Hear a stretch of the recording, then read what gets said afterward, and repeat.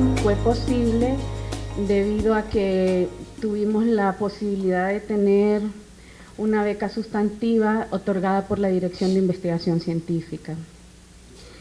Y para hacerla, obviamente tuvimos que tener, por lo menos en el área de psicología, tuve a muchos colaboradores, entre ellos un grupo de estudiantes que estaban de final de carrera, que ahora todos son mis colegas, ¿verdad?, que me ayudaron en la aplicación e interpretación de pruebas, porque fueron muchas. Y bueno, conociendo entonces el contexto, vamos a empezar en materia del tema. El objetivo de la investigación era determinar, ¿verdad?, la relación que existe entre la deficiencia de hierro y la capacidad cognitiva de escolares del primer grado de la zona del Distrito Central. Como les dije, esto surge alrededor de que la doctora María Félix y yo trabajamos en un centro que se llama Centro Odontopediátrico y Detección de Otras Patologías, en Corto Codopa, en donde atendemos escolares. Semanalmente vienen escolares al centro y ahí fuimos encontrando situaciones en donde nos dábamos cuenta que la demanda del docente pues siempre estaba relacionada con niños que tenían cierto tipo de privaciones, por lo menos en el área de psicología. Ahí vienen, al principio, cuando el CODOPA inició a funcionar, llegaban escolares de zonas muy deprivadas de la capital, ¿verdad? Esa era la intención, era nuestra visión en ese momento, con los recursos que contábamos. Y obviamente eran lugares donde los centros de atención primaria no contaban ni con atención psicológica, como tampoco con atención de salud bucal, porque es un centro donde se da atención odontológica. Eso hacía que el estrato que nosotros estuviéramos viendo tuviera muchísimas situaciones de riesgo psicosocial. Ahora, por circunstancias de recursos, estamos atendiendo otro tipo de población y sin embargo, seguimos viendo las mismas necesidades en cuanto que aquellos que estaban con deficiencia en micronutrientes, pues así a puro ojo clínico se notaba que tenían diferencias. Entonces, siempre se atesoró a hacer la investigación hasta que se pudo conseguir el financiamiento. Decidimos entonces trabajar con el tema de capacidad cognitiva, que como los que me han antecedido lo han dejado bien contextualizado, le estábamos dando en ese momento un vistazo desde la teoría del procesamiento de información y cómo se asociaba eso con las capacidades, ¿verdad?, que tenían ellos a nivel de función cortical superior. Dándole un concepto más amplio a lo que entendíamos por inteligencia, tratando de trabajar con el docente en ese sentido de alejarse del determinismo psíquico y pensar que todo niño es capaz de aprender, ¿verdad? Un poco seguir los conceptos de Howard Gardner de inteligencia múltiple, de Stenberg, con sus conceptos de inteligencia. Entonces entendimos que el sistema cognitivo está pues organizado por entradas sensoriales, en donde se debe dar todos los procesos perceptivos, y a eso vamos a tener una acción conductual, ¿verdad?, que va a ejecutarse. Y vamos a trabajar alrededor de en ese momento de la investigación de los dispositivos centrales de lo que era la inteligencia, lo que es la inteligencia y, para mí más importante, el dispositivo de almacenamiento de la memoria. Dos cosas le preocupaban al maestro siempre. Este niño le cuesta procesar, no me entiende, no me sigue instrucciones. Y la otra cosa es, no retiene. Ellos dicen no se acuerda. Entonces estamos tratando de ver qué pasa ahí, ¿verdad? Tomando en cuenta eso, vimos que la capacidad intelectual la podemos medir a través de pruebas psicológicas, pero no queríamos limitarnos a cuantificar nada más, ¿verdad? Entonces trabajamos con que los niños a nivel de procesamiento, de capacidad de aprender, pues tienen altos niveles de creatividad, como oíamos a la doctora Barahona, ¿verdad?, que son altamente creativos, pero el maestro tiene una función muy importante a la hora de pasar por ese proceso de enseñanza-aprendizaje. Y la otra parte, la que toca al estudiante, ¿verdad?, la motivación y la persistencia a la tarea. Toda esa parte que viene de la motivación intrínseca y la motivación extrínseca que puede haber. Entonces, vamos a ver que Nosotros tenemos que dar un amplio pensamiento y en cuanto a lo que entendemos por la capacidad de aprender del estudiante. De hecho, por eso, dentro de los recursos que tomamos para hacer la evaluación, incluimos una prueba que se llama el EPA. Tomando en cuenta todo esto en cuestión del potencial de aprendizaje que pueda tener un niño, vimos que a nivel de lo que es cerebro, pues se ha ido cambiando un poco y no se contraponen las teorías que van surgiendo. Pensábamos al inicio que había la teoría de dominancia cerebral, tenemos un hemisferio izquierdo, un hemisferio derecho, se conoce que el hemisferio izquierdo pues prima las funciones del lenguaje, trabaja más con la parte esa de lingüística y lo que es el hemisferio derecho, lo espacial, lo creativo. Después salió McLennan con lo del cerebro trino, ¿verdad?, que no contraponía a lo del hemisferio cerebral, sino que más bien tomaba en cuenta lo que ya creo yo también es fundamental, que ya nos han hablado los dos doctores que me han antecedido, el cerebro trino, donde toma en cuenta las emociones, ¿verdad?, el cerebro reptiliano, lo límbico, junto con la neocorteza. Y Ruiz, Bolívar y colaboradores entonces trabajan con la integración de la neocorteza con cerebro límbico. Todas esas tres teorías integradas nos dan a entender entonces que toda la capacidad cognitiva tiene que ver con un proceso en donde está integrado todo, ¿verdad? No solo es que la plasticidad es importante, pero lo contextual también. O sea, necesitamos mejorar los niveles de pobreza de Honduras si queremos que mejoren entonces estas cosas. En ese entendido, nosotros trabajamos con lo que es déficit de micronutrientes, específicamente, ¿verdad?, hierro. Entonces, vamos a ver aquí, perdón, ni las he movido, ¿verdad?, ahí, disculpen, vamos a ver aquí, ¿verdad?, que tenemos entonces en la metodología de investigación que trabajamos con los niños seleccionados que se distribuyeron en dos grupos, aparejados de acuerdo a la edad, sexo, nivel socioeconómico. Todos tenían un nivel de ácido fólico y vitamina B12 normales. O sea, partimos por primero hubo una primera etapa del estudio donde se mostraron todos y se vio quién tenía anemia y quién tenía déficit solo en hierro. El diseño del estudio fue un diseño analítico correlacional de tipo caso-control. Seleccionamos casos y sus respectivos controles. Aquí entonces tenemos que en cuestión de sujetos tenemos los niños caso, que fueron 15 niños con los niveles de hemoglobina mayor a 11.4. O sea, son niños que no tenían anemia, ¿verdad?, pero con una ferritina menor al 15 y de edad media de 6 años, ¿verdad?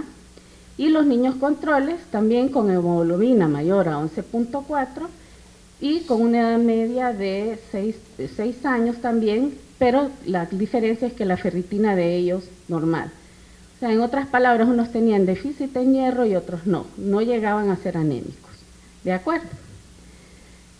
Como instrumentos, entonces seleccionamos algunos teniendo criterios de que estar conscientes del alcance y las limitaciones que tenían ellos, considerar los objetivos de la investigación y su eficiencia y viabilidad para el objetivo de la misma.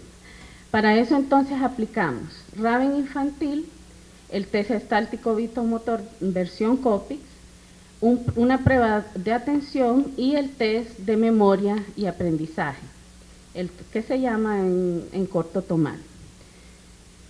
El Raven es una prueba que mide inteligencia, ¿verdad? Ya les decía, les apuntaba que el doctor Germán nos había enseñado una investigación trabajada con ella, ¿verdad? Su aplicación en el ámbito de 5 a 11 años, el tiempo es bastante corto, los niños muestreados tardaban en un promedio de más o menos 9 minutos a 10 y se trabaja con normas incentiles y puntuaciones escalares. Trabajamos el Bender para medir lo que eran las capacidades o habilidades visoperceptuales de los niños, ¿verdad? Que es una prueba que hemos hecho un estudio también aquí en Honduras de la psicometría en Honduras y nos hemos dado cuenta que es los que mayormente utilizan los psicólogos aquí, la prueba es de mayor uso y nos fue muy útil. También trabaja con número de errores y su desviación típica. De aplicación también de 5 a 12 años.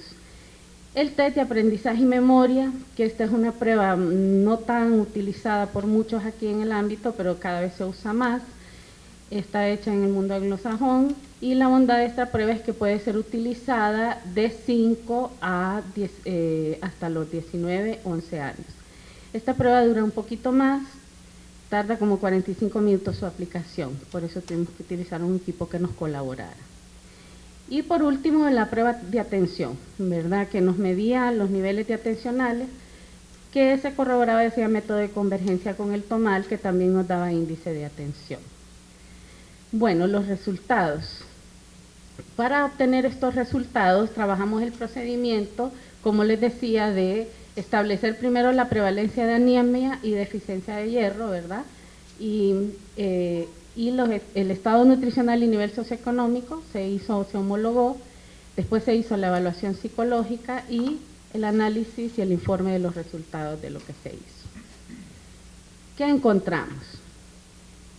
Encontramos, por ejemplo, que si ustedes ven y comparan lo que es madurez, los niños caso tienen mayor número de errores que los niños controles. Sin embargo, no encontramos diferencias significativas. Si ustedes ven, siempre hay mejor índice de concentración en los niños controles que en los casos, y sin embargo, y mejor niveles atencionales en los controles que en los casos, pero no encontramos diferencias significativas, ¿verdad?, en estos dos grupos. En lo que es la comparación de madurez visomotora, concentración y atención, medidas por la prueba atencional, no encontramos diferencias significativas. Los índices obtenidos con la prueba de aprendizaje y memoria, ahí sí vemos diferencias y encontramos diferencias significativas en lo que es en el índice de memoria verbal. Si ustedes ven, aquí, por ejemplo, este primer índice es el índice de memoria verbal. Estos son los niños controles. Están mucho mejor que los niños que eran los casos. Y aquí, en el índice de memoria no verbal, hay menores diferencias. Lo que es memoria compuesta, que es índices compuestos en recordar lo no verbal, lo verbal, recordar símbolos o recordar rostros o recordar números, o recordar, por ejemplo, objetos que ellos conocen como niño, casa, árbol. Entonces aquí en lo que es este índice de memoria compuesta, tenemos otra vez que los controles tienen mejor índice que los niños casos. Y así también en lo que es el índice de recuerdo demorado, y están mejor los controles que los casos. Pero diferencias significativas, si vemos la estadística, entonces la hemos encontrado aquí, si lo ven con estadística, y seguimos los niños casos, si vemos los puntajes, por ejemplo, siempre van a ser más bajos en la mayoría. Sin embargo, donde se encontraron diferencias significativas es donde está aquí marcado en negrita, ¿verdad? La significancia, que fue en recuerdo selectivo de palabras y en recuerdo de objetos. En general, si vemos la importancia aquí más abajo, recuerdo demorado selectivo de palabras, también salió significativo. Dos cosas importantes aquí a tomar en cuenta. La forma en que están aprendiendo nuestros estudiantes, ¿verdad? Y ya se decía antes que estamos trabajando por la vía más de hemisferio izquierdo. Entonces eso es algo que nos está enseñando aquí. Imagínense, ellos tienen diferencias significativas en los casos y si la vía de enseñanza es por ahí, se ven todavía más desventajados. Para mí este es el hallazgo más relevante que hemos tenido en esta investigación.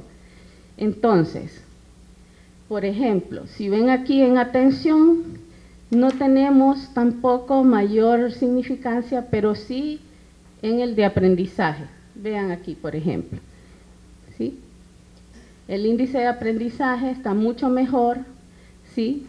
Y tenemos el índice de atención, ¿verdad? Que también siempre está trabajando ahí. El índice de aprendizaje, trabajando ahí mejor. ¿Cuál es la conclusión a que llegamos? Aunque no encontramos diferencias significativas en lo que es madurez visoperceptual, atención y escolares, sí encontramos que los puntajes están más bajos. Pensamos que tal vez con una muestra más grande, ¿verdad?, y de más grados podríamos llegar a ver si de verdad no hay diferencias en los grados. Y la otra cosa muy importante, el hito entre pasar de la primaria a la adolescencia, pasar de operaciones concretas a operaciones formales. Eso es otro reto que tenemos en investigación, ver ese cambio cómo se puede dar, ¿verdad? Los escolares con ferritina baja presentan déficit en recuerdo selectivo de palabras, en recuerdo de morado y en recuerdo de objetos. Fíjense lo significativo que es que presenten déficit en recuerdo de morado, porque entonces se entiende un poco la queja del maestro de que, miren, en este momento aprende, pero después se le olvida, ¿sí? Entonces ahí es donde tenemos que ver cómo sí tiene influencia el déficit de micronutrientes, ¿verdad?, en los niños, y puede dar parte de la explicación de por qué tenemos problemas en esa área. Asimismo, se presenta déficit en el índice de memoria verbal, indicativo que los niños presentan disfunción del hemisferio dominante, si siguiéramos la teoría de la dominancia de hemisferios cerebrales. Pero más importante aquí, para mí, el aporte a neurociencia es que si hay déficit en memoria verbal, estos niños podrían tener oportunidad, ¿verdad?, de aprender por otras vías de aprendizaje que fuera estimulando el hemisferio derecho y obviamente resolviendo el déficit de micronutrientes, ¿verdad? Es importante señalar que estos niños entonces presentaron mayor dificultades en aprendizajes verbales o relacionados con el lenguaje. ¿Qué conclusiones sacamos de aquí fundamentales? Debemos mejorar entonces la situación en cuestión de déficit de micronutrientes aquí en el país, pero también esta es una reflexión que puede quedar en la forma en que podemos enseñar y que no prime tanto, ¿verdad?, el desarrollar el hemisferio izquierdo, sino desarrollar ambas partes, hacerlo de forma integral.